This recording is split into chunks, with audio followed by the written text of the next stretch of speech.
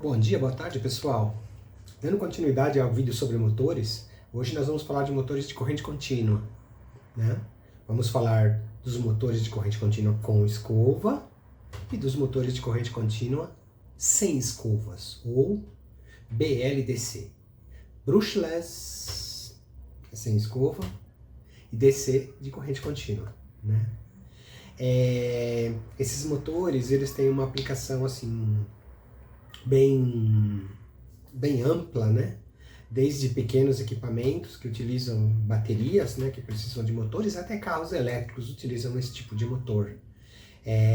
A diferença desse motor de corrente contínua em relação ao motor assíncrono que eu falei no outro vídeo, é que esses motores de corrente contínua eles são muito mais controláveis, são muito mais fáceis de você controlar a velocidade, o torque, e você consegue também desenvolver assim mais performance em motores muito menores, né? Quando você começa a utilizar ímãs especiais de terras raras, ou até mesmo ímãs artificiais feito por bobina, né? Controle de campo, coisa do tipo, né?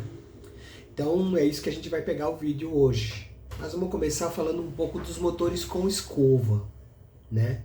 Dentro dessa família de motores com escova, como o próprio nome diz, eles têm um campo magnético, que pode ser natural ou artificial, no estator, e o rotor dele, que é a parte que se move, ela tem algumas ranhuras onde, através de umas escovinhas de carvão, você vai aplicar energia nesse rotor. E o próprio movimento do rotor vai fazer com que mude os polos desse motor, certo? Aqui, ó, esse aqui é um motorzinho de brinquedo, motorzinho pequenininho, ela é um motor com escova. Eu não sei se dá para ver direito aqui, mas aqui estão as duas escovinhas dele. As escovas, elas estão ligadas no rotor.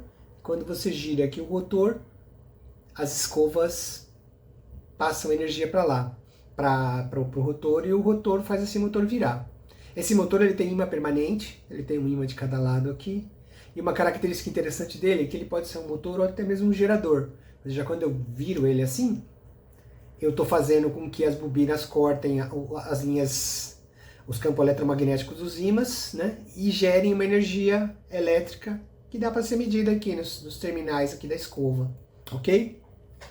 Agora, para ficar um pouco mais claro a respeito desse motor aqui, que é o motor com escova, eu vou fazer um desenhinho aqui que vai ajudar bastante a entender como que ele funciona, ok?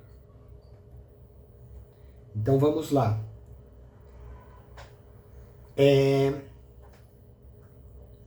Então, nós temos aqui, vamos começar aqui com o eixo. Deixa eu colocar a minha canetinha preta aqui. Temos aqui um eixo, certo? E nesse eixo, o que nós temos nesse eixo? Primeiro nós temos aqui o corpo de bobinas, certo? Eu vou representar dessa forma aqui, depois eu dou uma melhoradinha, tá? O corpo de bobinas. E depois nós temos aqui o rotor, a parte do rotor onde vão ficar posicionadas as escovas, né? E como eu já havia comentado, né? Essa parte aqui, ela tem várias ranhuras. Essas ranhuras são isoladas, são de cobre, né? Então o que vai acontecer é que as escovas,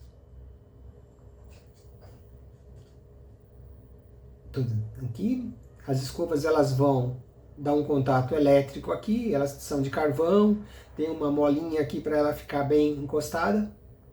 E ela vai colocar, por exemplo, energia aqui, nessa e nessa. Aí, à medida que esse motor vira, ele vai mudando essas lâminas aqui que vão receber energia. E em cada lâmina dessa, o que acontece? Em cada lâmina dessa, a gente tem ligado uma bobina. Então, vou desenhar assim de maneira bem simples, né, para entender. Mas, por exemplo, eu tenho uma bobina aqui. Essa bobina ela tá ligada aqui nas laminazinhas, certo? Tem uma outra bobina aqui, por exemplo. Essas bobinas também estão ligadas aqui nessas laminazinhas. Tenho, por exemplo, uma terceira bobina aqui. Também ligado nessas laminazinhas, certo? Então, basicamente, a gente tem isso daí. Aí, quando a gente olhar isso daqui, e aqui, o que a gente tem? A gente tem um fio, um outro fio, e a gente tem energia elétrica aqui, corrente contínua, mais ou menos, menos ou mais, depende para que lado que você quer que esse motor gire. E um último componente que é fundamental, que pode ser natural através de ímãs, ou até mesmo através de bobinas, eu tenho aqui um campo magnético, certo? Esse campo magnético aqui é o que vai fazer com que esse motor gire, né?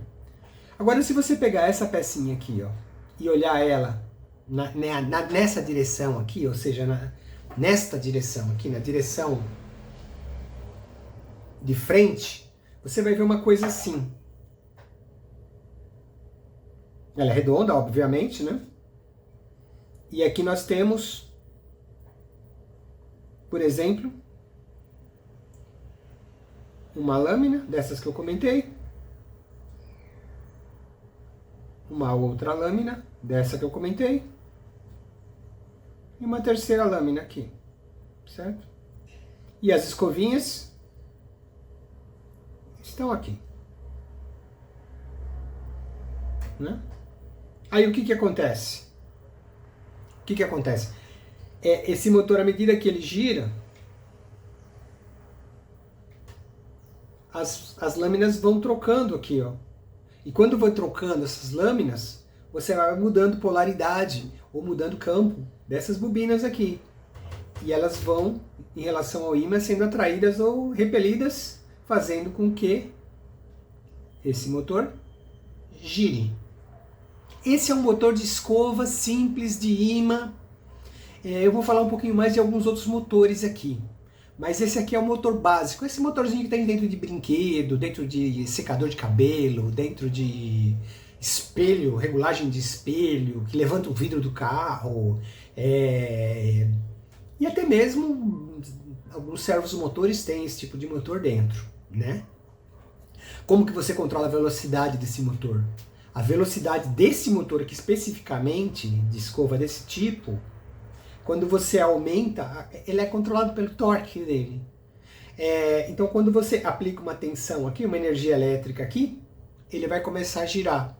E ele vai tender... Por quê? O que acontece? Quanto mais energia, você coloca uma quantidade X de energia. As escovas, o que vai acontecer com as escovas?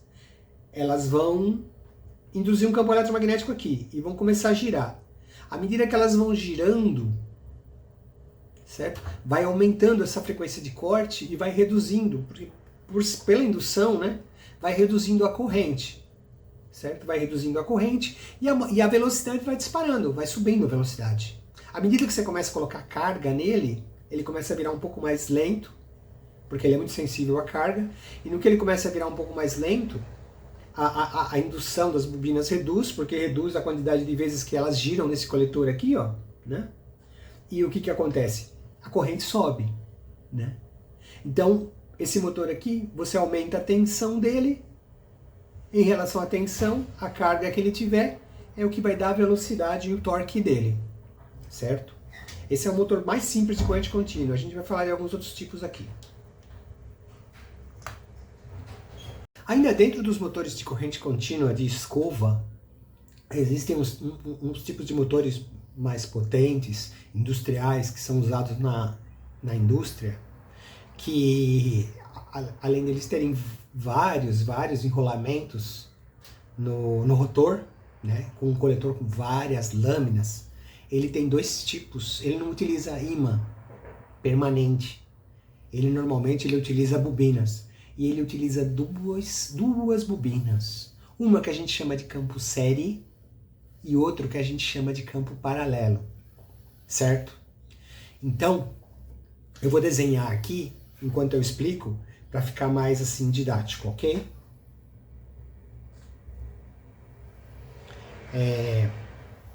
Esse tipo de motor ele é bastante utilizado na indústria.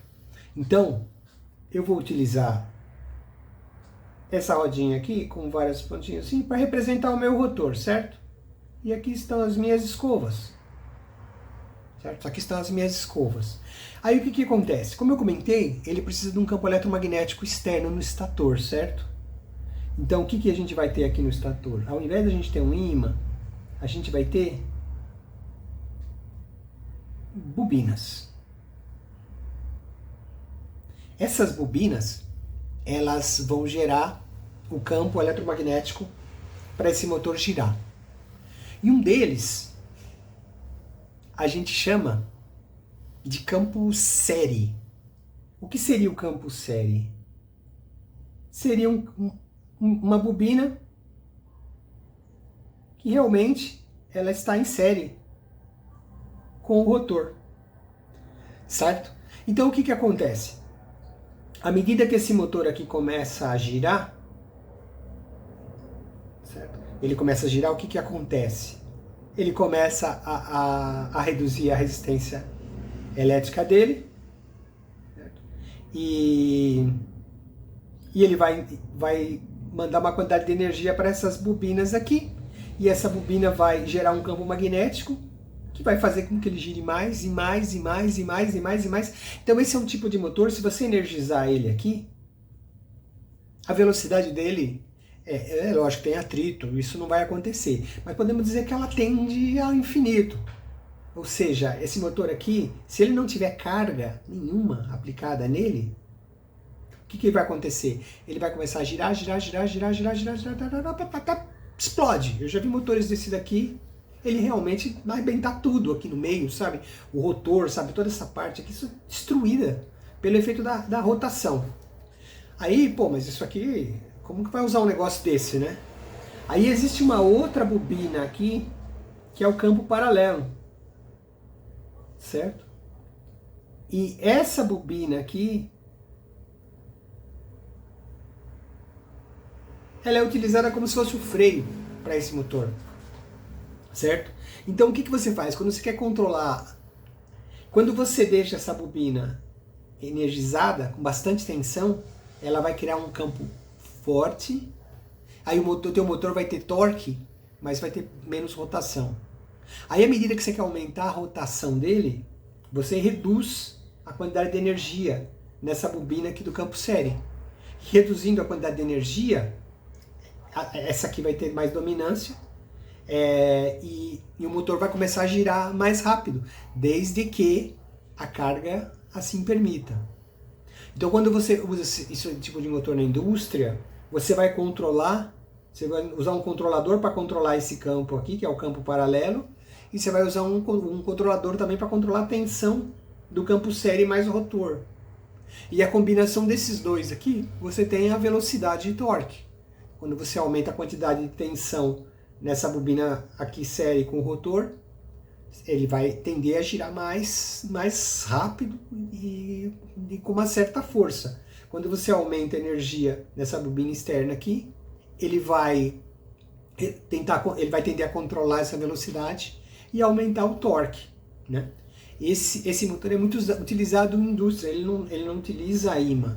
Então, que nem, por exemplo, um motor assim de uma prensa, aquelas prensas progressivas que ela tem que ter um bom controle, ou uma máquina de cortar chapa gigante, que corta, por exemplo, uma peça para fazer um paralama de um carro, sequencialmente, ela vai utilizar um motor desse tipo aqui.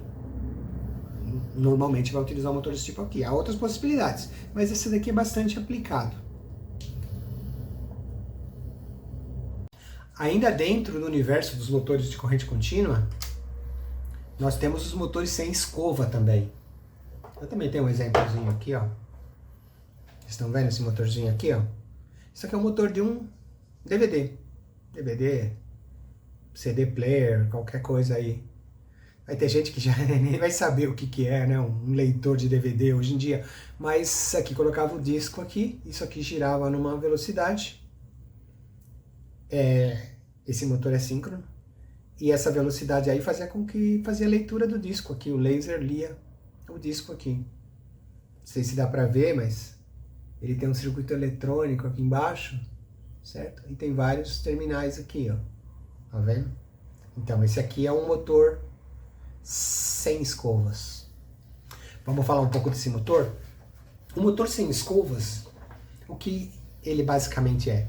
Ele tem um rotor que pode ser parecido com um rotor de um motor síncrono, com uma espira em curto, ou ele pode ser um motor que tem um ímã permanente, ali no núcleo também. Os dois tipos são possíveis, né?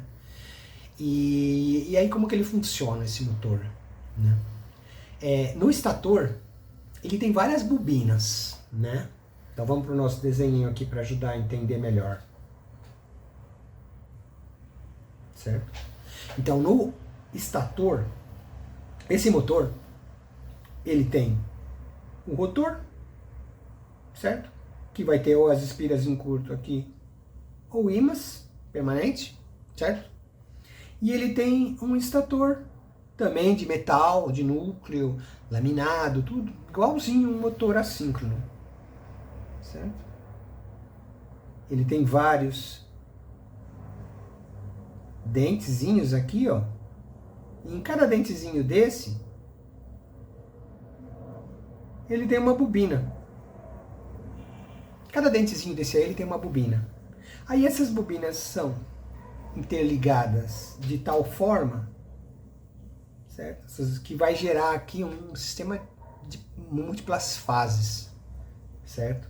Então, no fim das contas, eu posso ligar as bobinas para ter aqui 3 fases, 4 fases, 5 fases. Normalmente usam 3, mas pode ter N fases, né?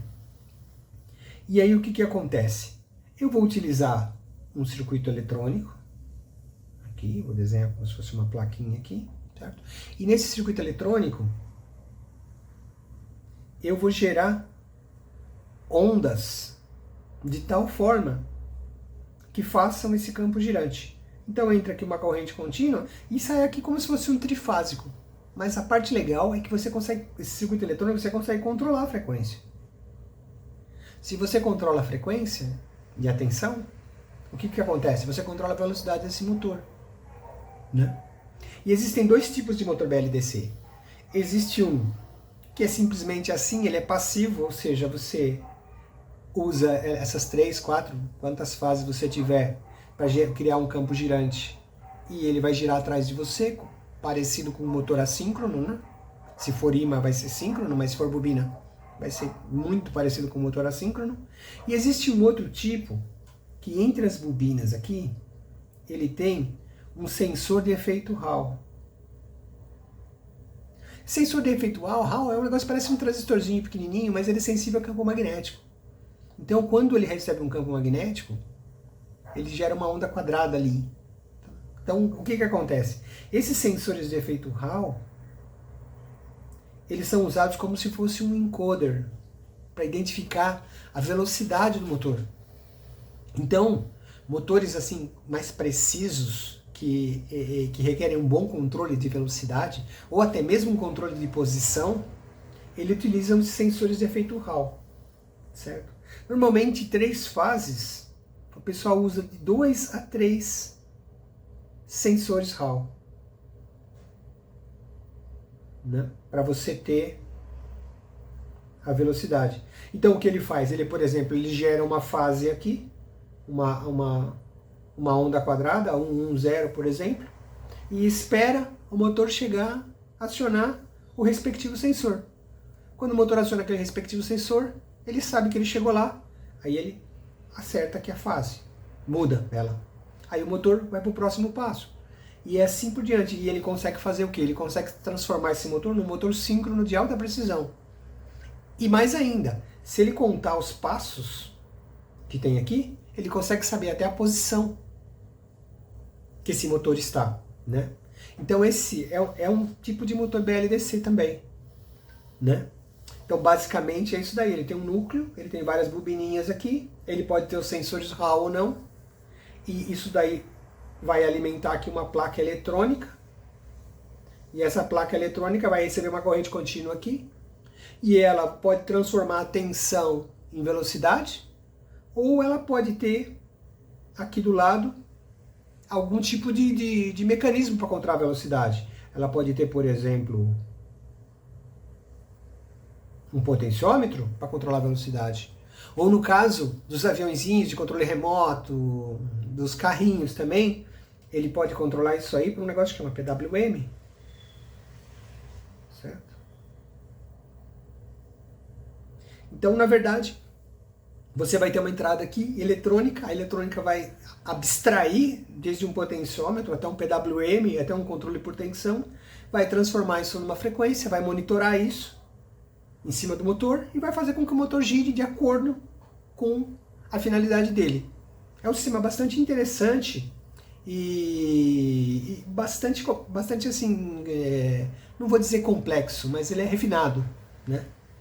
Onde usa isso daqui? Em máquinas de controle numérico, em drones, em aviãozinhos de controle remoto, em servomotores, utiliza isso daqui, certo? Em máquinas torno de precisão, por exemplo, um torno de precisão, ele consegue fazer uma rosca no parafuso. Como que ele faz isso? Ele tem que saber a velocidade, o ponto que ele vai entrar. Então esse é um tipo de motor bastante interessante mesmo, sabe? Que vale a pena entender ele melhor. Mas um tipo de motor de corrente contínua, não menos importante, são os motores de passo, certo? O motor de passo, ele é uma mistura do BLDC com um ímã permanente no núcleo. Isso aqui, ó, é o motor de passo. Ele tem vários fios aqui, tá vendo? Isso aqui varia. Tem motor de passo que tem 4 fios, tem motor que tem 5, motor que tem 6, tem vários tipos de motor que simplesmente vai definir como que estão aqui as bobinas. Isso aqui é o motor de uma impressora, né? Tá vendo? Então aqui está o eixo dele. Ele não dá pra mostrar no vídeo, mas se você for virar ele dá uns tranquinhos assim, sabe?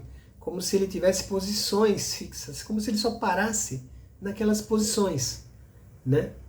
E essa é uma característica do motor de passo. Por que ele é mais duro, mais pesadinho assim, e ele tem posições bem fixas, bem definidas? Porque ele tem um núcleo, certo? É um ímã magnético, certo? E em volta ele tem as bobinas, igualzinho o motor BLDC. Mas a diferença é que ele mandatoriamente ele tem ímãs aqui no rotor. Vamos para o nosso desenhinho?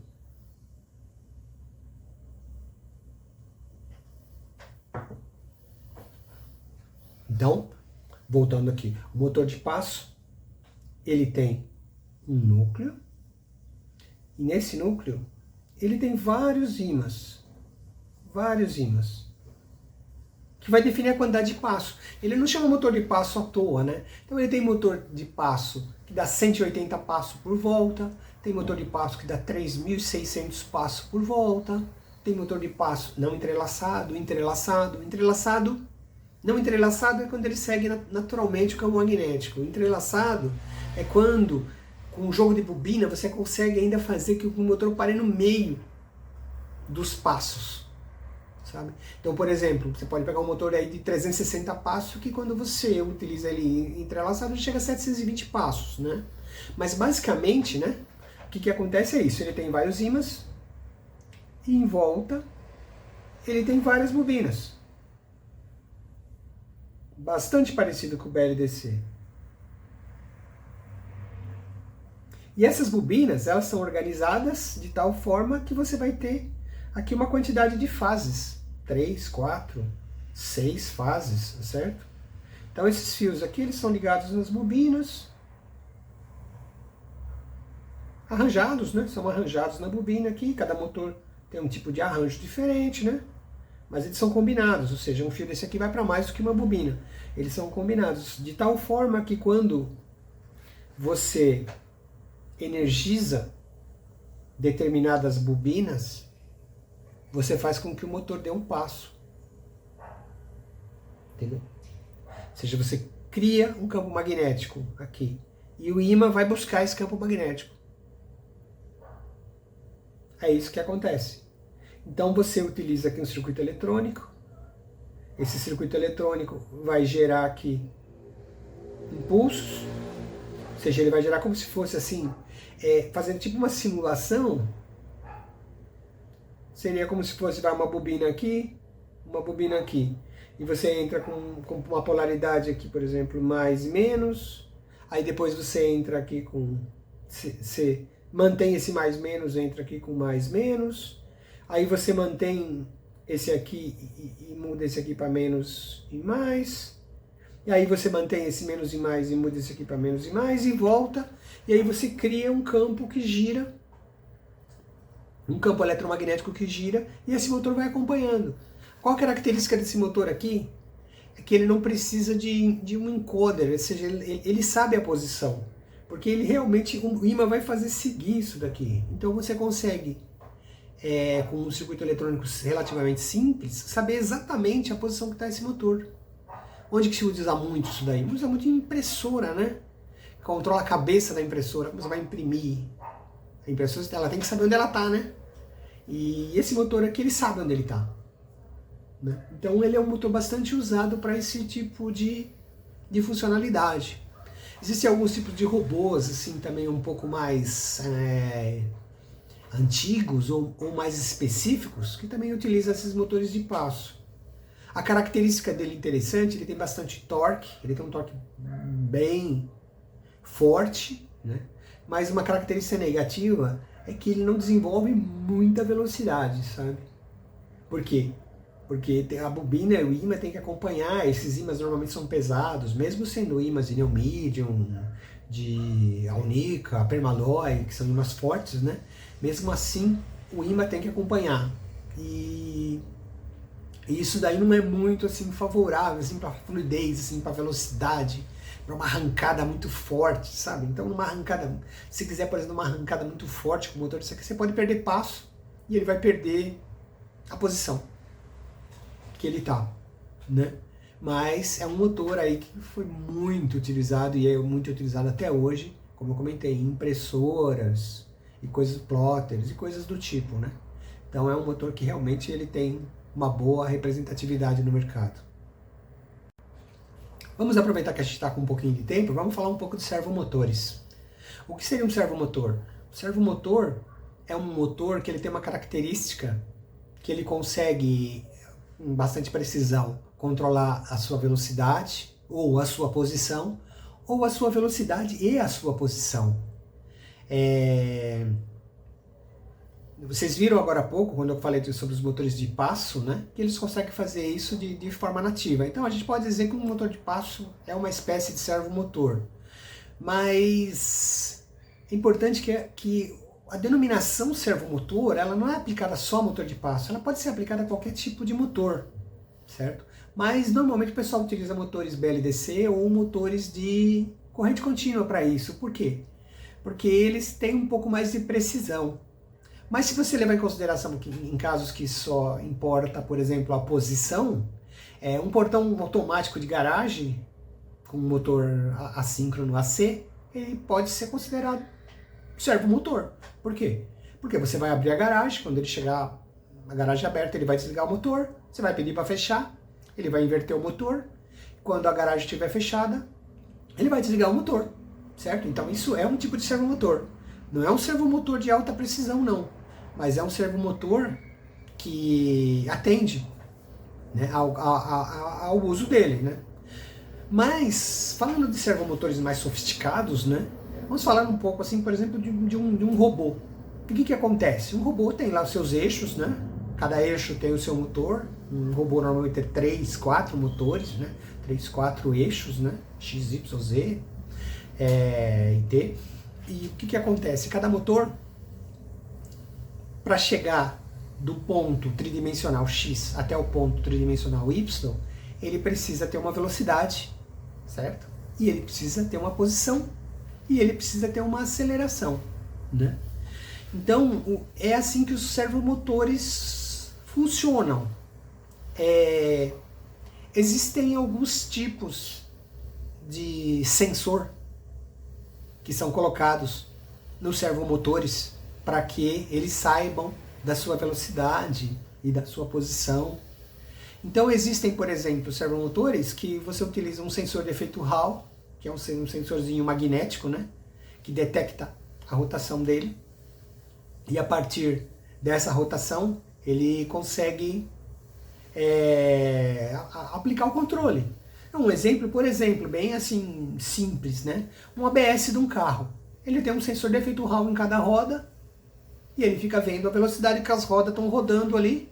E se ele perceber que uma roda mudou a velocidade em relação à outra, o que ele faz? Ele fala, essa roda está parando, ou está rodando em falso. E ele vai fazer o quê? Ele vai atuar no sistema de freio para que as outras rodas trabalhem em harmonia com essa. Entende? Uma roda de tração, por exemplo, ele começa a rodar mais rápido, uma tração traseira começa a virar mais rápido do que a da frente. Ele está patinando, né? Então o que ele vai fazer? Ele vai aplicar um pouco de freio nessa roda para o diferencial transmitir energia para outra e para ele conseguir andar. Isso é um tipo de servomotor, né? Uma outra aplicação, por exemplo, esse sensor pode contar os pulsos, certo? Das rodas, vamos falar do carro ainda, da roda, né?